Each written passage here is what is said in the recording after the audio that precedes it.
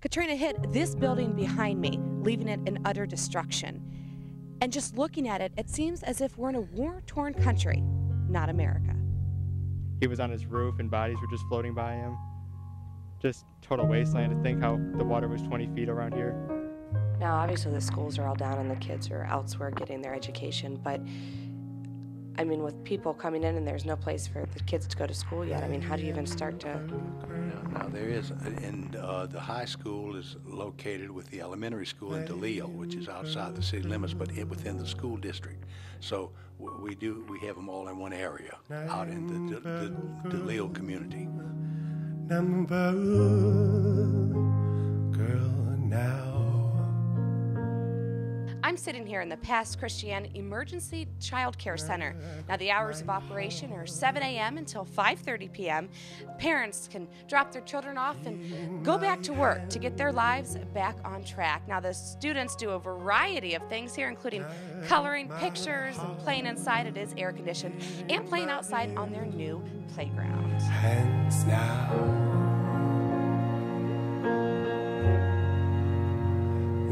Do the kids know what happened? Do they talk about it?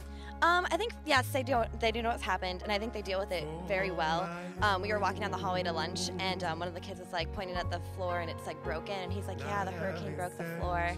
But they're just, it's something that happened, and they've like moved on. Like they're going through it. A lot of them are living in FEMA houses or FEMA trailers, and they're just, you know, going on with their everyday lives. And so. First we lived at New Orleans, but it got wrecked up, so we moved to Papa's house. How do you think the transition's been into the, former medical center? It's been a difficult transition.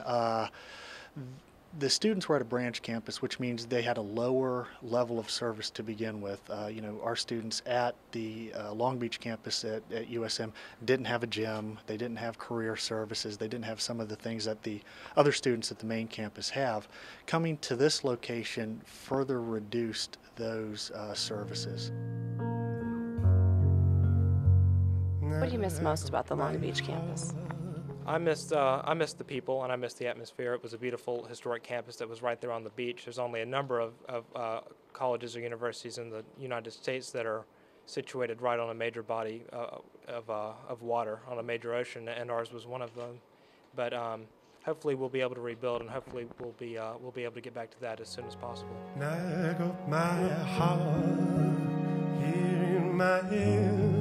Well, I think a lot of students actually are, obviously they're upset at the loss of services. On the other hand, they're very happy to be back in school.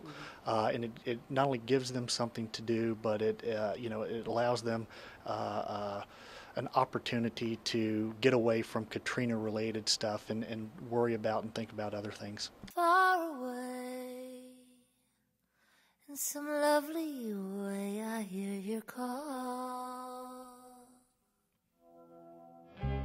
Whatever happened to them all?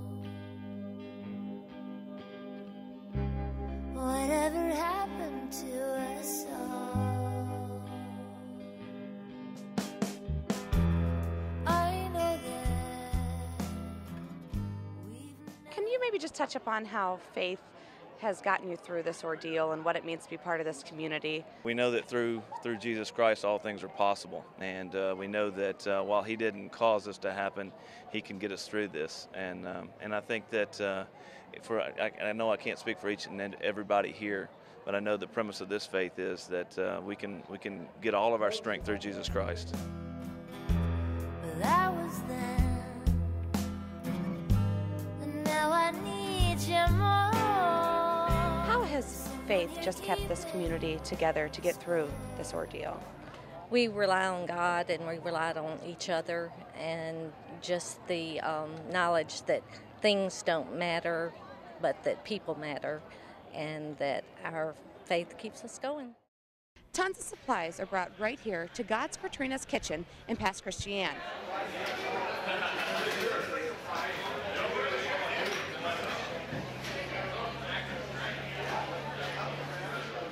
Now, 4,000 meals are served daily, and the simple words on the cross bear the meaning that keeps this place up and running.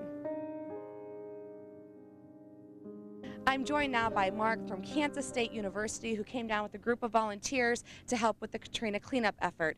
Now, Mark, can you just kind of tell me where all this food comes from that you're able to make so many meals a day? Sure. A lot of it comes from donations from companies, vendors, individuals like Kent State that came down, brought some truckloads of food down.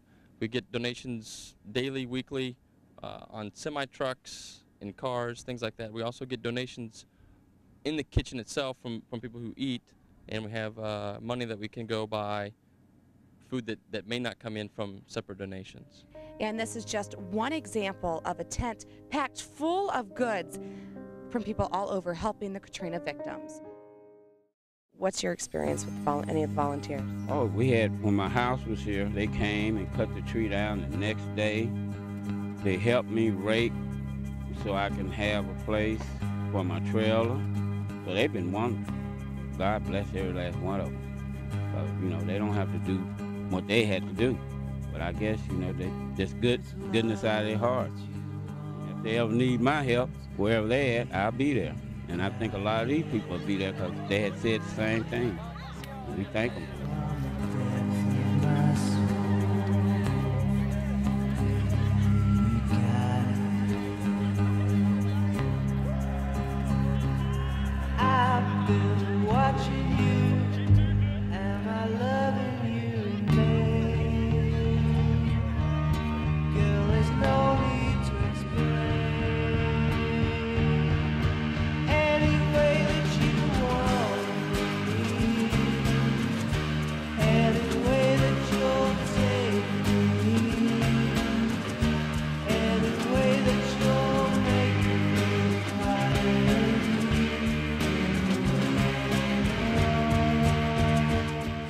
The most rewarding part of being here? I think it's just the ability to do something that's rewarding in the long term. I mean, obviously, you know, going to Daytona Beach would have been awesome and just hang out and stuff, but I think in the long run, I think I'd be more satisfied with being down here and helping people on my spring break. It was just cool hearing everyone's stories, and like you can really like picture it more so than like just seeing it on TV. It's kind of like an instant gratification thing when they really smile at you or welcome you and tell you that you helped them out. So I think that's the best part, is getting some one-on-one with the people who went through this. And in words of the police chief, it will take generations to rebuild.